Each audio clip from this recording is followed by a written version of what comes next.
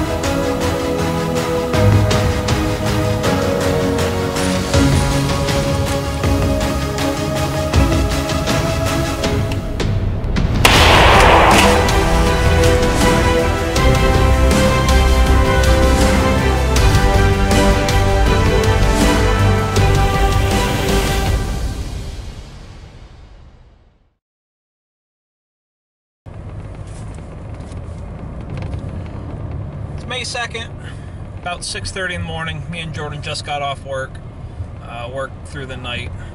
We are heading to a piece of public ground that we scouted back in April.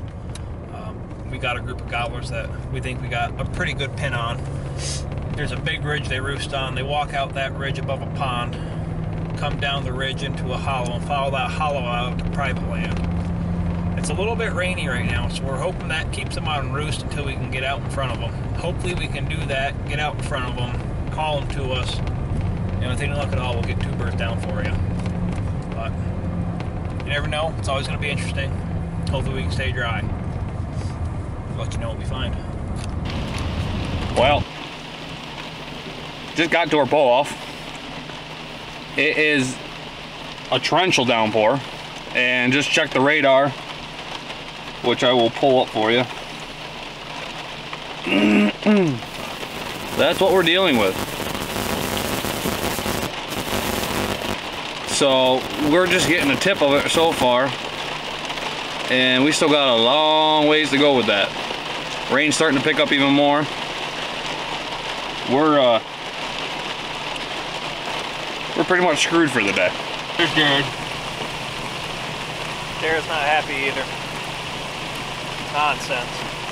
Absolute nonsense. We have rain showers for monsoon season. Not liking it. Rain don't scare me. It scares the campers though. Yeah, it's not gonna be fun. Definitely not taking camera gear out. Like I said, I'd take my action cam out, but I don't even feel like getting this drenched. If it was gonna be a sprinkle, light rain, fine. I don't feel like getting soaked.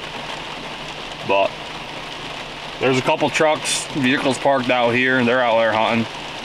They can have it. I would rather take a dry day. So, pretty much thinking today's shot. I'm gonna go home and take a nap. I gotta be back to work tonight, so try another day. Well, we definitely wouldn't have been able to film that day.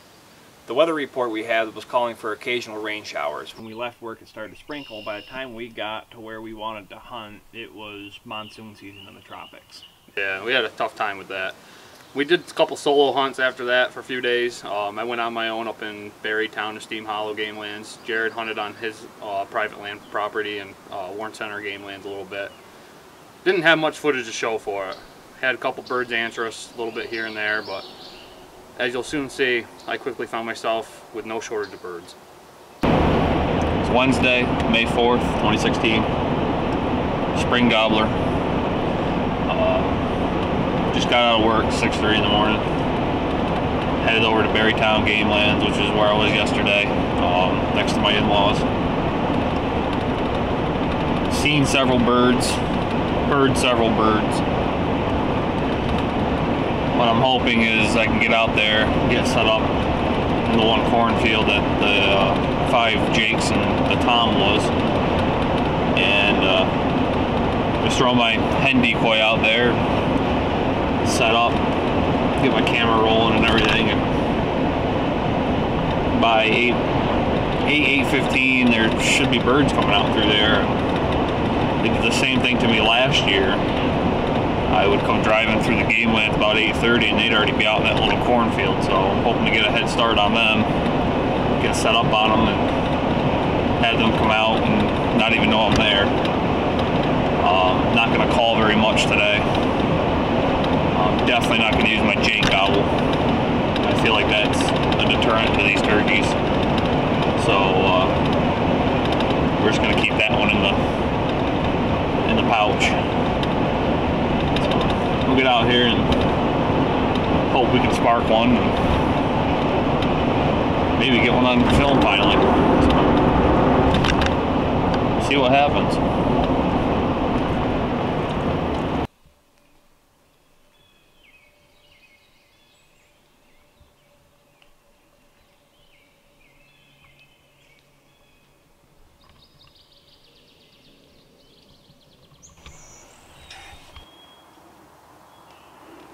It's 20 after 7.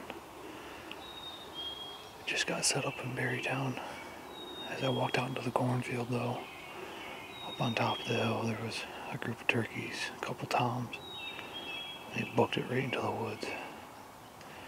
I'm hoping that's not the group that was out here yesterday. So, got my hen decoy set up here about 20 yards or so. And we're just gonna sit here for a little bit, give it 45 minutes or so, and then I'm gonna do a couple of soft yelps, and then that's it. I'm not gonna do any more.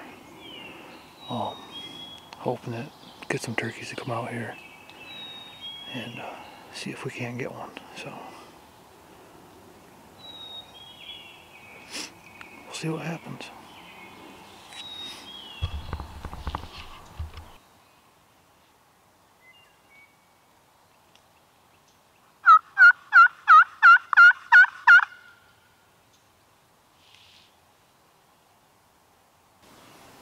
After 45 minutes of calling, didn't have anything going for me. So I grabbed my stuff, headed back towards my in-laws, just a mile down the road. Got out into their fields, hunted for a couple hours, didn't have anything going for me. So just out of a whim, decided to go back into the game lands. As I got through the game lands to that cornfield that I set up earlier, happened to be a bird out there. Pulled up on him, pulled the camera up, got film of him. Happened to be a big bird. We're calling this bird Birdzilla.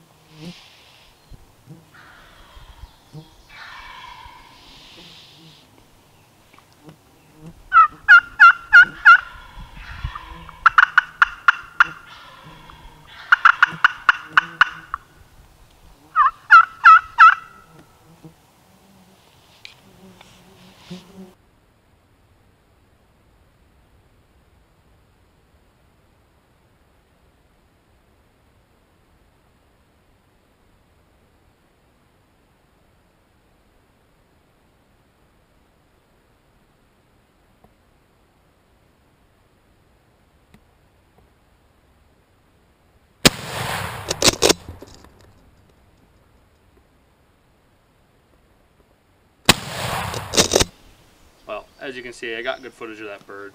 Decided to go hunt him. Drove up the road to the next pull off, happened to be a vehicle there. So I turned around, drove halfway back, about 100 yards, pulled off on the side of the road, grabbed my stuff and bolted across that cornfield. Just got inside the woods thinking, you know, this bird's gonna be already in the woods, so he should work the woods. Got set up in there, started calling, he'd hammer. Started working his way towards me. I call again, he'd hammer. Next thing I know, I had another one hammer behind my vehicle across the road. So that changed that bird's idea. Instead of coming up through the woods, he decided to stay out in the cornfield and find that other tom. I'd call, they both hammer. Didn't know how I was going to be able to get these birds. So I decided to kind of shuffle around the tree I was at, kind of put myself towards that cornfield more, hoping I can find a window to shoot. Started calling again, both birds gobbled. Next thing I know, there's a third tom out there gobbling. These birds were going back and forth at it. Caught one out of the corner of my eye, spun around, found an open window that I could possibly shoot out of, probably about 50 yards or better, and hoping I could get a shot at them. They all stopped in that window. I let it loose. Shot twice, birds just kind of walked off, just a putting. No idea what could have happened. It was definitely a good encounter. And with these birds fresh in our mind, we decided it was time for a little bit of a change of pace. We've been hunting the game lands pretty hard. So we decided we would go to a piece of property that's on private land that's a little kind of local known secret. It's called Trip Swamp. We deer hunt it, we have great success there, but we've never turkey hunted it. We didn't even scout there. So we talked to a couple of guys that have turkey hunted it in the past, but we were pretty much going in blind doing a pure run and gun.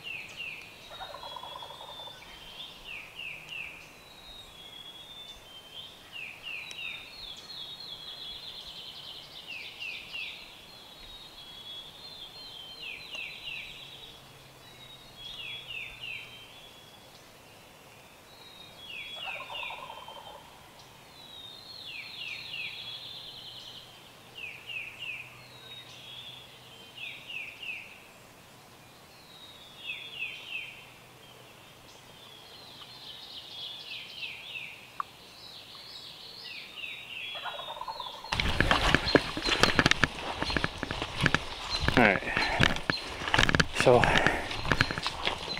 we decided to hit some private land in Warren Center, known as Trip Swamp. Just out of a whim, hoping that we could get one to spark.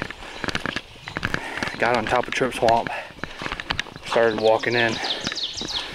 Owl hooted and had two birds hammer. One way off in the distance, and one that was a lot closer, but didn't sound as big as the other one. So we decided to go after the other one that was further out. So we hopped down into a trail, walked the trail out several hundred yards. Owl hooted again, he sounded off. So got set up on him.